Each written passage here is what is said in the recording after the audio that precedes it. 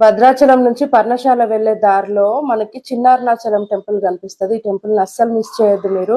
ఇక్కడ ఎన్నో రకాల శివలింగాలను మనం చూడొచ్చు. నాకైతే 'మంజునాథ' మూవీలో శివలింగాలను చూసినట్టే అనిపించింది. చాలా సంతోషం అనిపిస్తది మనకిక్కడికెళ్తే. అగ్నిలింగం వస్తుంది మనకి ఫస్ట్. ఆ తర్వాత యమలింగం, డిఫరెంట్ టైప్స్ ఆఫ్ శివలింగాలు మనం ఇక్కడ చూడొచ్చు.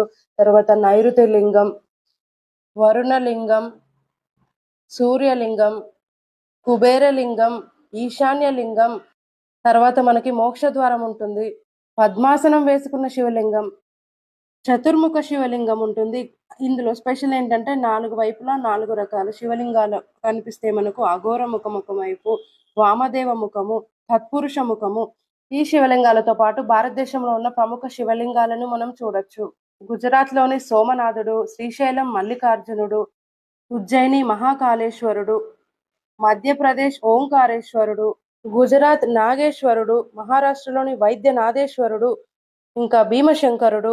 భద్రాచలం వెళ్ళే ఎవ్వరు కూడా ఈ ప్లేస్ ని అస్సలు మిస్ అవ్వద్దు.